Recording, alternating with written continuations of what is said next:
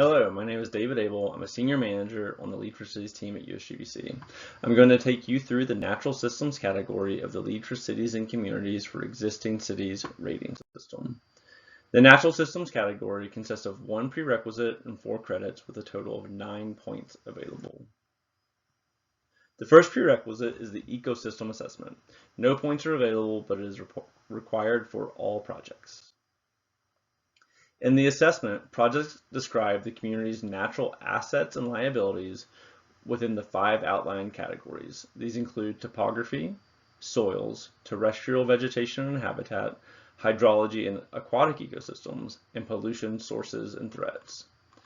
For example, in the soils category, a community may describe how there is prime farmland and any land use regulations that exist to protect them.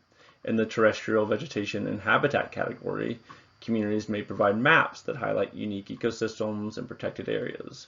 Overall, this assessment is intended to be high level and provide a snapshot of how the natural and built environments interact. The first credit is green spaces and is worth up to 2 points.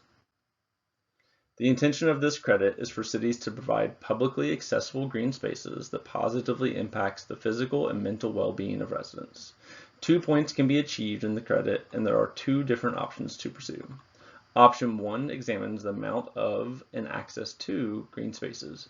To receive credit, cities need to demonstrate that at least 15% of the city's land area has publicly accessible green space, and at least 50% of residents live within a 1/2 mile walk distance to the green space. Option 2 focuses on urban forest cover. Cities need to demonstrate an improvement in urban forest cover or a reduction in the urban heat map over a period of 10 years. And in addition, cities need to have in place an urban forest master plan. The Natural Resources Conservation and Restoration credit is next, and projects can achieve up to 2 points. If the green spaces credit is focused on human access to publicly available green space, then the Natural Resources and Conservation credit focuses on cities providing ample habitat for flora and fauna. There are 3 different options to pursue to receive points. Option 1, natural resource acreage, asks for cities to demonstrate that at least 20% of the total city's land area is protected natural resource acreage. This includes public and private land that is protected through parkland, conservation easements, and other means. Option 2, natural conservation and restoration planning, asks for cities to demonstrate the preservation, restoration, and conservation of degraded or sensitive habitats as identified in the ecosystem assessment. The third option, biodiversity enhancement, asks for communities to provide a plan to maintain and improve habitat for key local species. The next credit, light pollution reduction, focuses on policies and infrastructure investments made to mitigate the impacts of excessive light. 1 point is available. Option 1, protect night sky access, asks communities to provide information on capital improvements to lighting to ensure that all uplighting has been prohibited and existing streetlights have been retrofitted to meet a designated standard.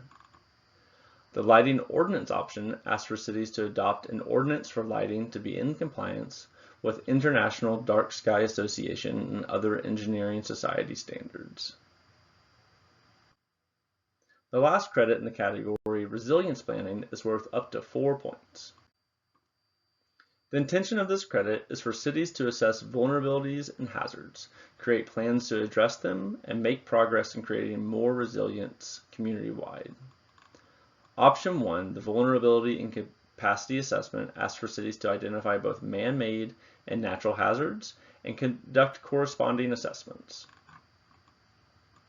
Option 2 asks for cities to develop a resilience plan that includes details related to adaptation and mitigation, stakeholder engagement, and monitoring and evaluation. Option 3, which is worth 2 points, asks for communities to move beyond just the planning phase and to demonstrate progress and improve resilience. To receive credit, projects must demonstrate that vulnerability to at least 2 significant threats for at least 1 at-risk population has been reduced over time through capital projects, programming, or other means. That concludes the natural systems category. Thank you, and to learn more, reach out to cities@usgbc.org.